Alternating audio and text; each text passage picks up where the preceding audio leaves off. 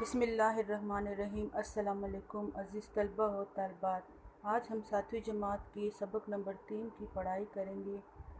سبق نمبر 3 ہے غازی علم الدین شہید۔ حاصل تعلم: اس سبق کو پڑھنے کے بعد طلبہ اس قابل ہو جائیں گے کہ وہ کسی بھی چیز کو مخصوص لہجے تلفظ کے ساتھ ادائیگی کر سکیں گے، مصنف کے مقصود کو اپنے لفظوں میں بیان کر سکیں گے، حضور صلی اللہ علیہ وسلم سے اپنی محبت کا اظہار کر سکیں گے، نئے الفاظ کی معنی سیکھ سکیں گے، محاورات اور اس کا استعمال سیکھ سکیں گے، سوالات کے جوابات تحریر کر سکیں گے۔ اگر تاریخ کے اوراق اٹھا کر دیکھیں تو بے شمار ایسی شخصیات کا ذکر ملے گا جنہوں نے اپنے کارہائے نمایاں یعنی کارناموں سے نہ صرف اپنے آپ کو امر کر دیا یعنی زندہ جاوید کر دیا، بلکہ اپنے مذہب، ملک اور قوم کو بھی زندہ و پائیدہ یعنی جیتا اور قائم رکھنے میں اہم کردار ادا کیا ہے۔ ان عظیم ہستیوں کا جان و مال سے بے نیاز ہو کر یعنی لاپرواہ ہو کر انتہائی خلوص یعنی بے حد خلوص کے ساتھ قربانیاں پیش کرنے کا بنیادی سبب یعنی وجہ یہی ہے کہ وہ اس حقیقت کو جان چکے تھے کہ یہ دنیاوی زندگی اور اس سے جڑی ہوئی تمام چیزیں ایک نہ ایک دن فنا ہونے والی ہیں۔ اس لیے اللہ تعالیٰ کے سامنے سرخرو یعنی کامیاب ہونے اور ایک کامیاب دائمی زندگی کی خاطر یعنی ہمیشہ کی زندگی کی خاطر اس عارضی یعنی وقتی زندگی کی قربانی دینا کوئی گھاٹے کا سودا نہیں ہے یعنی نقصان کا سودا نہیں ہے، اس میں کوئی نقصان نہیں ہے۔ ایسے ہی ناقابل فراموش یعنی یاد رکھنے والی شخصیات میں ایک اہم نام غازی علم الدین شہید رحمۃ اللہ علیہ کا بھی ہے، جو ایک سچے اور بےلوث یعنی پرخلوص عاشق رسول صلی اللہ علیہ وآلہ وسلم تھے۔ وہ بروز جمعرات 3 دسمبر 1908 کو لاہور میں طالعہ محمد کے گھر پیدا ہوئے۔ ان کے والد ایک معمولی بڑھئی یعنی ترکاں تھے جو لکڑی سے فرنیچر وغیرہ یا چیزیں بناتے ہیں۔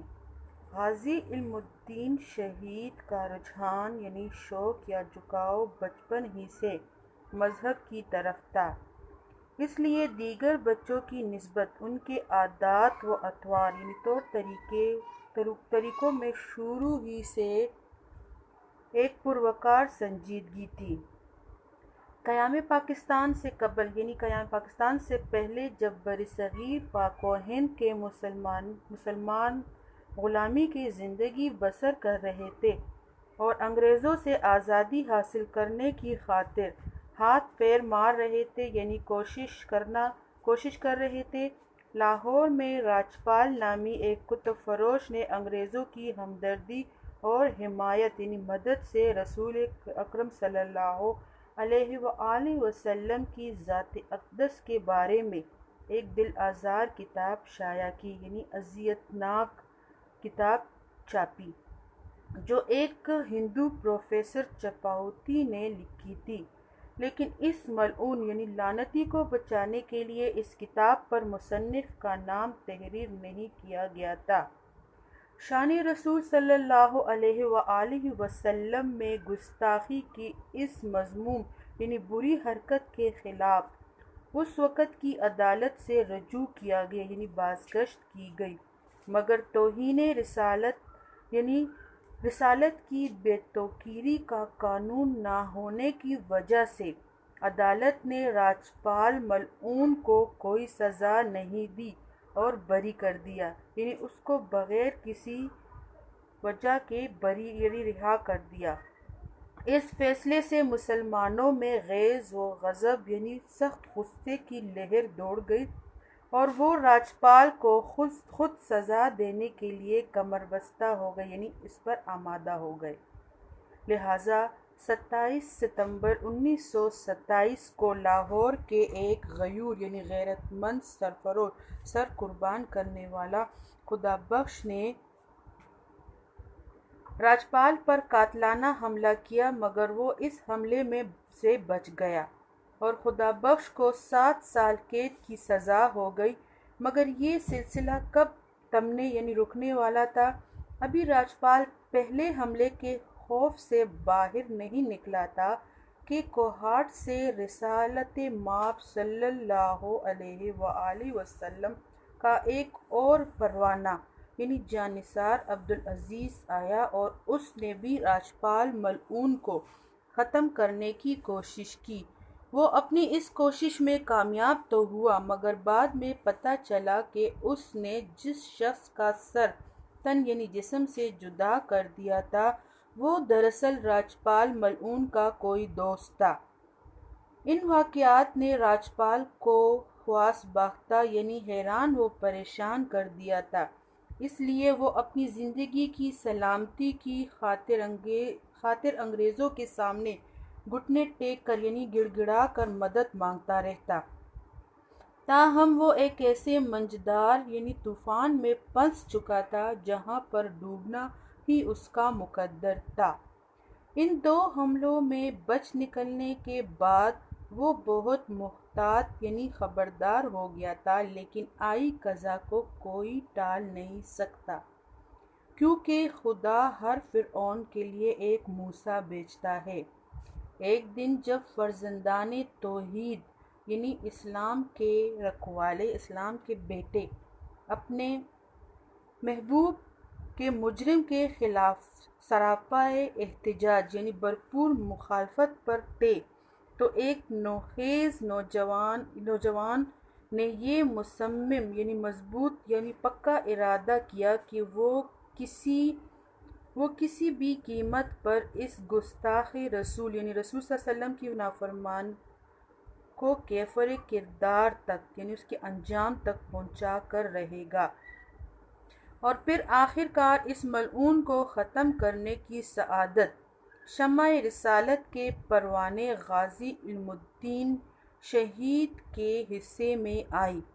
رسول اکرم صلی اللہ علیہ وآلہ وسلم کی محبت میں سرشار ایک دن جب وہ راجپال ملعون کی دکان میں داخل ہوا تو اس کی آنکھوں میں شدت جذبات کے باعث لہو یعنی خون اتر آیا تھا۔ آن ہی آن یعنی ایک ہی لمحے میں اس کی حفاظت کے لیے تعینات یعنی مقرر 2 ہندو سپاہیوں، ایک سکھ حوالدار اور اس کے 2 ذاتی ملازموں کی موجودگی میں دن دہاڑے اپنے خنجر سے اسے جہنم واصل کر دیا یعنی قتل کر دیا، مار دیا، جہنمی کر دیا۔ اس اقدام پر انہیں عدالت نے سزائے موت سنائی، مگر اس مرد حق یعنی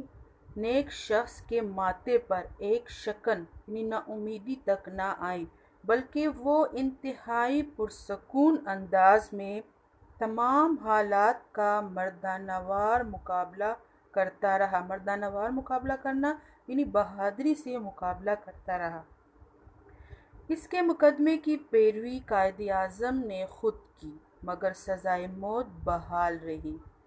اور جب ان کو بچانے کی امید ماند پڑ گئی یعنی پھیکی پڑ گئی تو ان کو یہ مشورہ دیا گیا کہ وہ اس قتل کی ذمہ داری قبول کرنے سے انکار کر دیں، مگر انہوں نے یہ کہہ کر انکار کر دیا کہ مجھے اپنے اس عمل پر فخر ہے اور میں کسی صورت بھی اس سے انکار نہیں کروں گا۔ مسلمان اپنے اس عظیم ہیرو کو بچانے کے لیے ہر ممکن کوشش کر رہے تھے۔ اس مقدمے کے اخراجات مسلمانوں نے چندہ جمع کر کے پورے کیے، لیکن ان کی کوشش بار آور ثابت نہ ہوئی، اور 31 اکتوبر 1929 کی صبح میاں والی جیل میں شیفتہ یعنی عاشق رسول صلی اللہ علیہ وآلہ وسلم غازی علم الدین شہید رحمۃ اللہ علیہ کو پھانسی دے دی گئی۔ انا للہ و انا الیہ راجعون۔ پھر اس کے بعد مزید ظلم یہ کیا کہ صبح 9 بجے جیل کے حکام نے اس شہید کے جسد خاکی یعنی مٹی سے بنا ہوا جسم کو بغیر نماز جنازہ خاموشی سے جیل ہی میں دفن کر کے پہرا لگا دیا۔ حکومت وقت یعنی اس وقت کی حکومت کا یہ ناروا یعنی برا سلوک جلدی پر تیل ثابت ہوا، غصہ بھڑکانے والا، اور مسلمانوں میں ایک بار پھر غم و غصے کے جذبات بھڑک اٹھے۔ جب اس آگ کے شعلے پھیلنے لگے تو حکومت وقت کے اوسان یعنی ہوش و حواس نہ رہے، لہٰذا ان بگڑے ہوئے حالات پر قابو پانے کے لیے شہادت کے 13 دن بعد مجبوراً میت قبر سے نکال کر مسلمانوں کے حوالے کی گئی۔ انتہائی حیرت کی بات ہے کہ 13 دن گزرنے کے بعد بھی ان کا جسم صحیح حالت میں تھا۔ لاش صندوق میں رکھ کر لاہور لائی گئی اور 14 نومبر 1929 کو بروز جمعرات اس عاشق رسول صلی اللہ علیہ وآلہ وسلم کا جنازہ اس شان سے اٹھایا گیا کہ اہل لاہور نے اس سے پہلے ایسا جنازہ نہیں دیکھا تھا، جس میں پنجاب اور ہندوستان بھر سے تقریباً 6 لاکھ مسلمانوں نے شرکت کی۔ اس دن فضا خوشبو سے لبریز تھی یعنی بھری ہوئی تھی۔ جنازہ جدھر سے گزرتا اس پر پھولوں کی بارش ہونے لگتی۔ ہر شخص کے چہرے پر جذبہ عقیدت نمایاں تھا۔ کلمہ شہادت اور اللہ اکبر کے نعروں سے فضا گونج رہی تھی۔ مولانا ظفر علی خان نے اپنی خصوصی نگرانی میں ان کی قبر تیار کروائی۔ جب جنازہ میانی صاحب کے قبرستان پہنچا تو علامہ اقبال رحمۃ اللہ علیہ اور مولانا دیدار علی شاہ نے اپنے مبارک ہاتھوں سے حرمت رسول یعنی رسول صلی اللہ علیہ وسلم کی عظمت کے اس فدائی یعنی جان قربان کرنے والے کو قبر میں اتارا۔ غازی علم الدین شہید کے اس کارنامے کا ذکر ہر خاص و عام کی زبان پر تھا۔ ایک دفعہ علامہ اقبال نے اپنے دوستوں سے فرمایا، ہم باتیں کرتے رہ گئے اور بڑئی کا بیٹا بازی لے گیا۔ غازی علم الدین شہید نے رسول اکرم صلی اللہ علیہ وآلہ وسلم کے عشق میں اپنی جان کا نذرانہ پیش کر کے خود کو زندہ جاوید یعنی ہمیشہ کے لیے زندہ کر دیا۔ یہ سچ ہے کہ شہید مرتے نہیں، وہ لوگوں کے دلوں میں ہمیشہ زندہ رہتے ہیں۔